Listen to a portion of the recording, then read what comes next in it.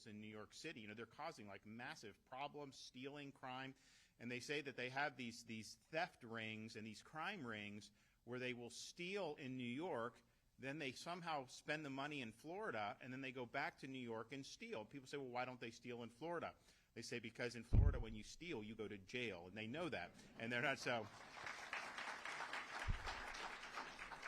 So you can see why people are fleeing some of those areas. They can't even keep the streets safe. They can't even keep homeless off the streets. It's been really, really problematic in many parts of our country. So we're doing it right here, and people are voting with their feet. Our unemployment rate has been lower than the nation's unemployment rate for 38 consecutive months. And we have the lowest unemployment rate of any large state and the #1 GDP growth of any large state over these last many years.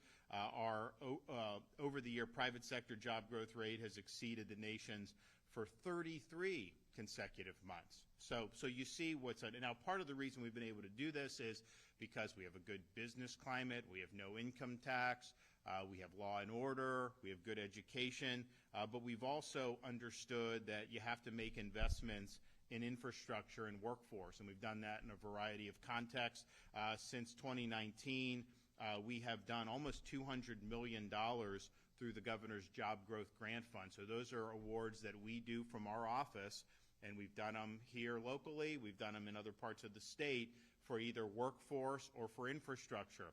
So it may be something where you expand a program, nursing program, commercial driver's license, or maybe it's something where you're supporting infrastructure. So we've done roads to link different highways so that you can have more industrial capacity. So there's all kinds of opportunities, and so we've looked very closely at those. We've also done $82 million through the Rural Infrastructure Fund since 2019. And we did make an award in December to the city of Wauchula to conduct an inland port feasibility study, and we've done this really all throughout rural Florida since 2019. So we're really excited about that. And then we've done a lot on roads. We did Moving Florida Forward last year. We have this massive budget surplus. We've actually paid down debt since I've been governor. Almost about 25% of Florida's total debt that we've had, we've paid it down. So we now have the lowest per capita debt in the entire United States amongst all 50 states. If you're talking about your share of the national debt as an American citizen, it's over $100,000 for each and every U.S. citizen. Florida, your share of our state debt as a Floridian is like $600. I mean, so that's night and day to what's happening there. And so we're excited. But even with all that, paying down debt, running surplus, I mean, we had a lot of surplus money. We did the biggest tax relief that we've ever done in the history of Florida in this current fiscal year, including permanent elimination of sales tax on all baby items. So diapers, wipes, strollers, cribs, clothes, all that stuff is permanently tax-free in the state of Florida. And we did many other great tax relief. So we do all that, but then we're still doing investments. And so we did $4 billion for Moving Florida Forward to say, okay, where are some of the areas that we need to accelerate some of these projects because the state's growing. Look, I'm not out asking for people to move to Florida. Like, we've got a great state. Some governors they'll beg, oh, please come to our state. I'm not doing that, but people are voting with their feet. And as an American, you have a right to move to different states. So we've seen increase in population, and we're trying to get ahead of that by doing these infrastructure. So that's really huge. And we're proud of doing that. Now, one of the key components of infrastructure has been what we've done to expand broadband access, particularly in Florida's rural communities. In 2023, we launched $470 million in investments in 60 of our 67 counties to fund the necessary infrastructure for connecting more than 300,000 homes, businesses, schools, libraries, and hospitals to high-speed internet. And the thing about rural broadband, yes, obviously we have rural counties. People know that, and that's important. But there's really significant need for rural broadband in some of our most populated counties because you'll have some that may have a pretty big land mass and people focus on the city and all that, but then you have areas that are more remote and they haven't had access. And so this money has gone to counties that have 1 million, 1.5 million people, because there are spots where they didn't have adequate access. So people focus on, like, okay, what's the federal versus state? We didn't wait for the federal government. The federal government has started to do stuff on this, but we created our own broadband opportunity grant program long before any federal broadband money ever came to the state of Florida. So it just shows you how we're ahead. And so today, we're very pleased to say we're going to continue with this commitment. I'm proud to say that in Hardee County today, we're able to announce an award of $223 million to expand both access to broadband throughout Florida. And this will be something that will be a collaboration of $135 million through our own state broadband opportunity program.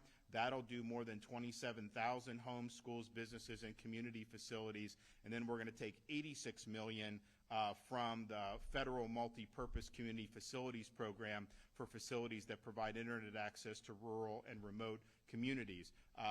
Now, nearly $138 million of the grants are through our state broadband opportunity grant program. There's going to be 54 projects awarded in 33 counties. So that's going to make a huge, huge impact. We are going to be able to do $4 million award for the Hardee County Technology, Economic Development, and Workforce Training Hub project in Wauchula. And so we're happy. I think I have that check that we'll present here in a minute. But this was proposed by the Hardee County Industrial Development Authority, and this is something that we're happy to be able to assist with. So I think that that'll make a big difference, and we're happy to be able to be here to be able to present that check today. So today's award brings our total investment through our state broadband opportunity grant program and all the other areas that we have to almost $700 million for 234 projects in 63 of 67 Florida counties. So that's a really big deal.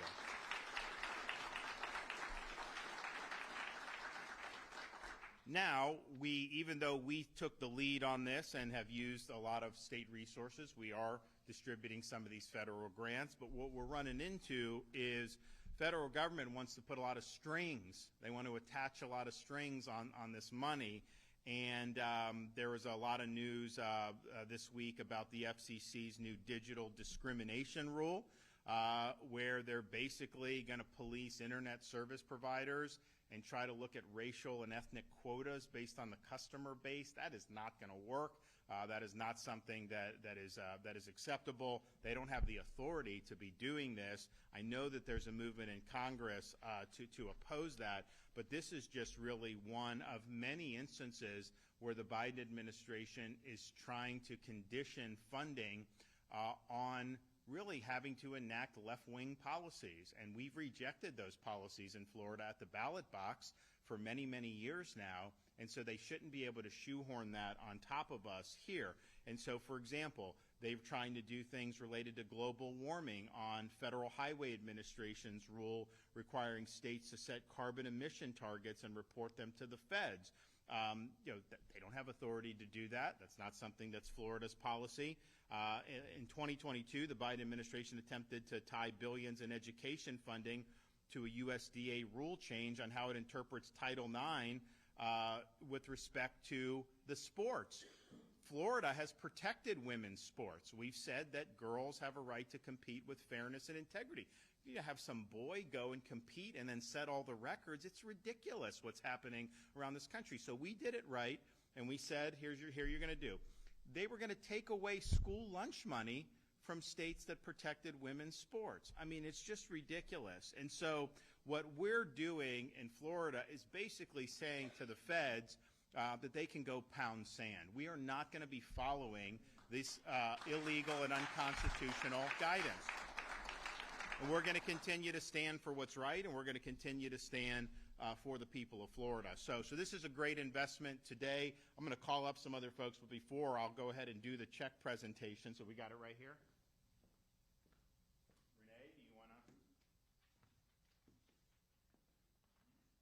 All right. 4 million smackers.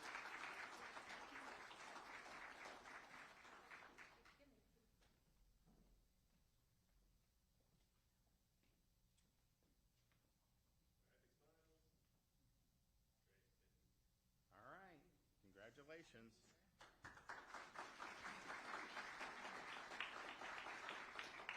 All right, so we're going to hear from Secretary Kelly, Representative Tuck, and then Chair Wyatt. So, Alex, you can come up. Well, Governor, thank you so much, and everyone, thank you for having us here today. It's great to be here in Hardee County, and the governor really, explained, what today is about so well.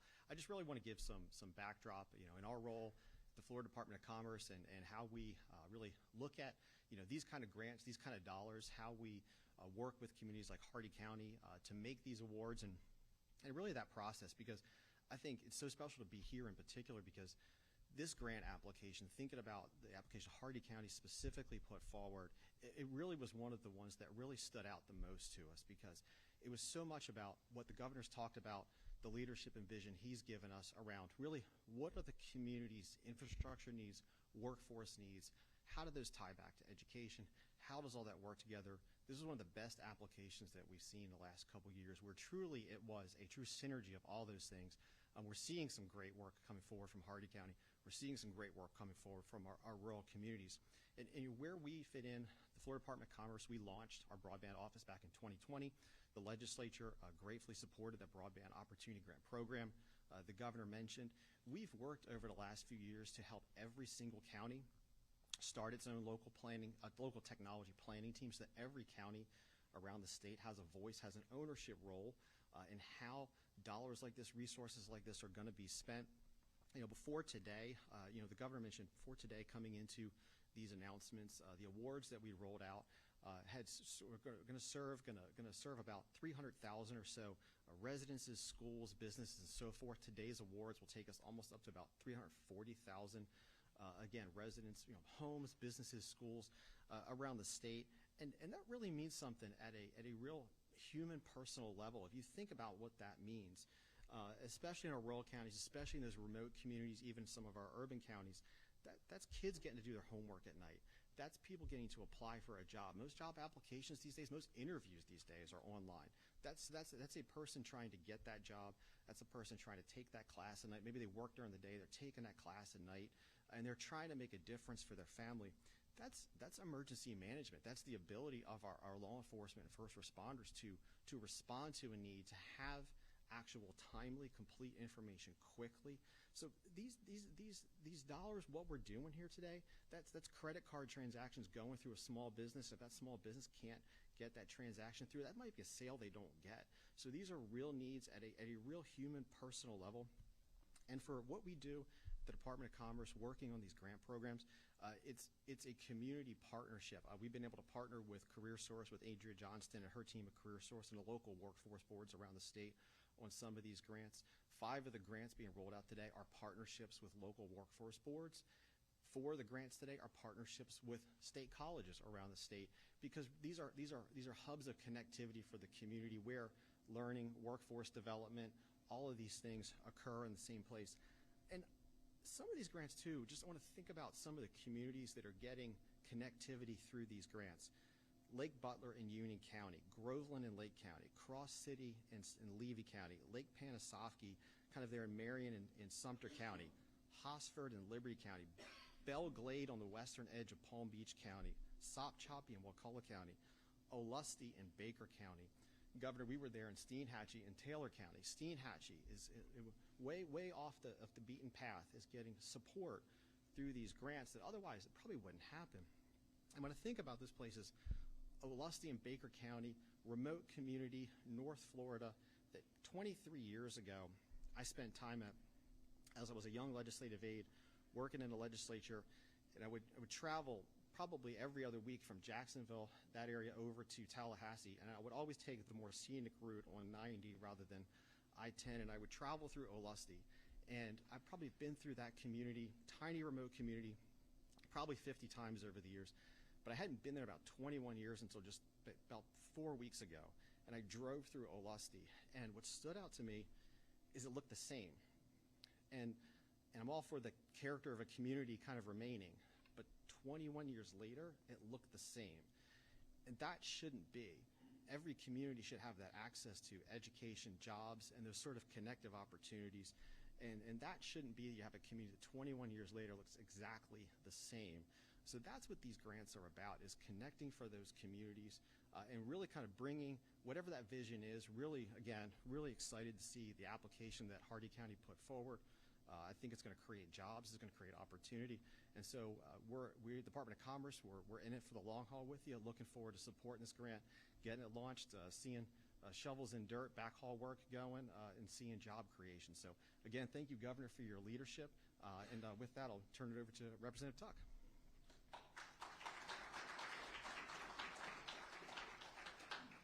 Governor, thank you for having me here today, and thank you all for being here today. It's good to be back home for a little bit. And this conversation is so important. We, with your administration's support, Speaker Renner's legacy was universal school choice, which has created unprecedented access to online educational options. At the same time, in a post-COVID environment, you may have professionals who telecommute to a job in New York, and you may have 3, 4, 5 different people who are all fighting for internet access in the same household. The conversation has never been more important. The need for reliable broadband access has never been more prevalent, but the strain on rural communities like ours has never been felt more than it is today. So it's an honor to stand with you today. I can't thank you enough, Governor, for your investment in our community, and this is going to be an incredible day for our area. Thank you.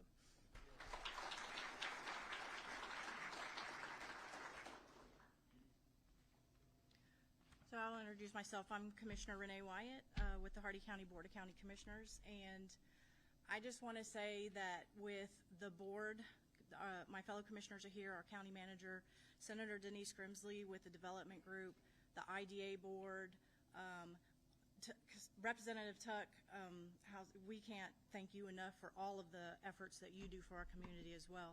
And Governor, it's so good to see you here again. You come every time we've called.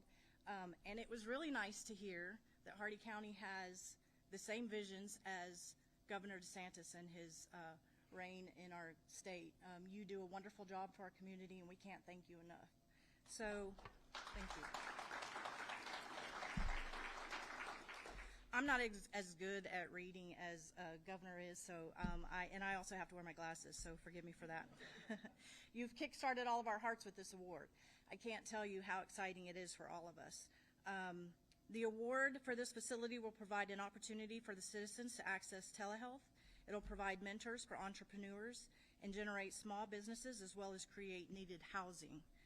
The facility itself is going to be a result of a 3-story building, and it's something that we've all been discussing for some time now with the plans that we've been trying to build for the future of this community, for our county.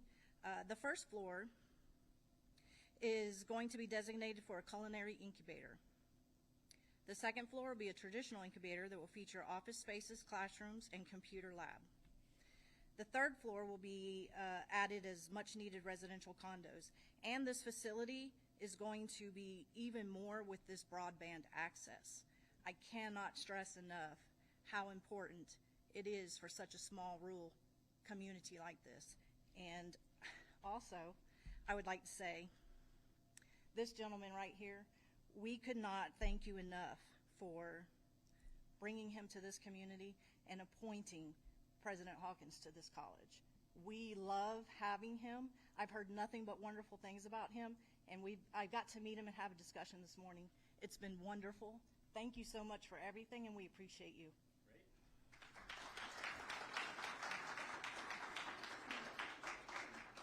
Well, we're excited about this award, and in our first term, I think I was the first governor to do public events in all 67 counties, and so we'll do that again in the second term. I know we've done a lot already in the last year, but we're going to do more. But part of the reason we do that is because when you do them, you show up and you bring something, either a good announcement or you bring a check, and so that's what we're doing today with this, and it definitely got to the point when people see me rolling into their communities, they figure something was going to happen that was positive. So we're excited about that. We're going to make sure that we get around and do that.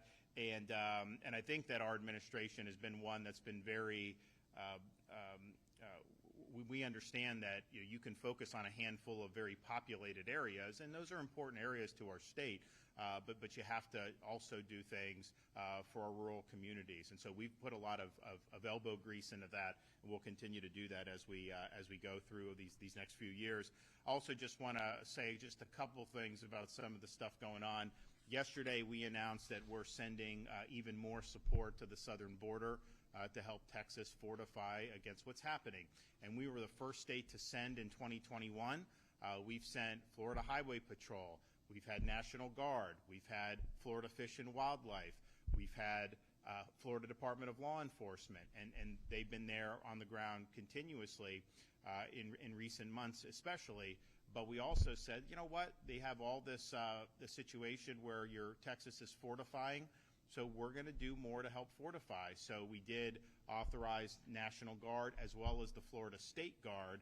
So no state has done more to help secure this country's border that's not a border state than the state of Florida has, because we understand that a country either has a border or it's not a country. And so we have to establish this border. So we're doing it.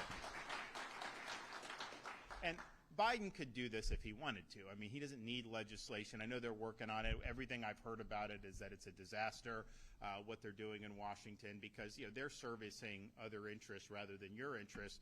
But he could do it right now if he wanted to.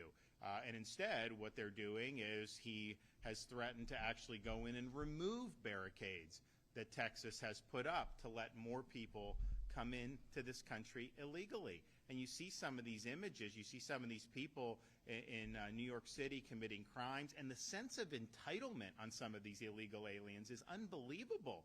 They act like they have a right to illegally come into our country. I'm sorry, you do not have that right. And if we were a country that was serious, we'd be sending these people back home to their home countries. That's how you enforce the rule of law.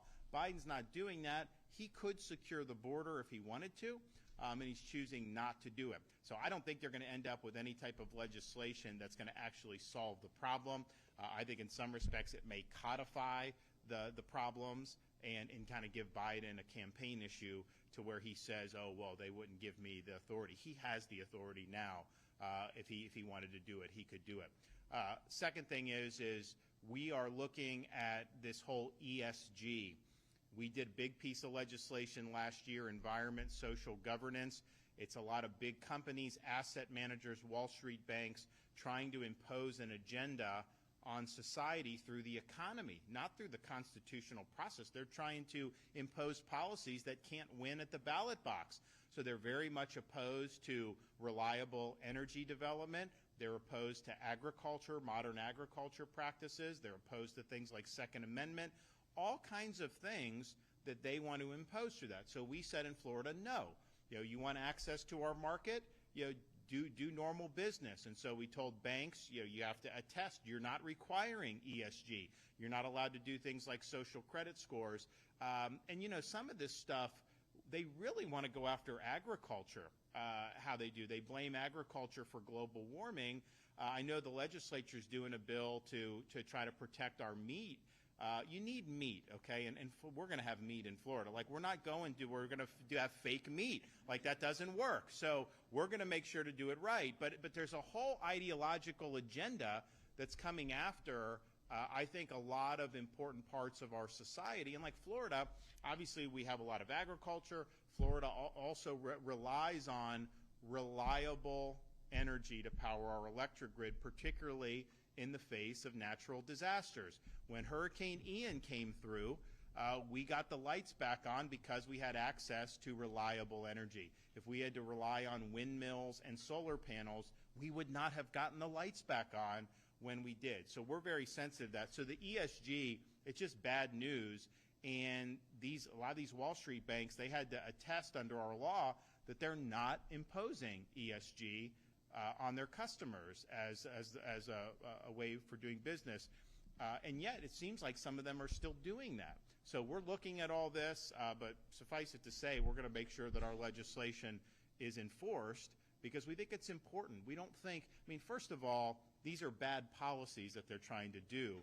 why would we want to give to a handful of very wealthy companies the ability to impose this social change on our country without our consent? That's just not the way you should do business. They could never achieve these policies through the ballot box. They would lose elections if they ran candidates who were advocating this stuff. And so this is basically doing an end run around the constitutional system to be able to really do significant policy and social change. So we're protecting people in Florida from that, and I wouldn't want to delegate that to any group of companies, but if we had to, these would be the last companies I would want to be imposing their views on us, because they don't have your best interests at heart. So we're going to be locked in on this. We understand it's an important fight, and we'll make sure that we're able to win the fight. And the good thing about Florida, if we were our own country, we'd be the 14th largest economy in the world. So we have the ability to weigh in on this, I think, in ways that are meaningful. And then finally, I just say, I'm hearing reports that Biden may unilaterally recognize the existence of a Palestinian Arab state.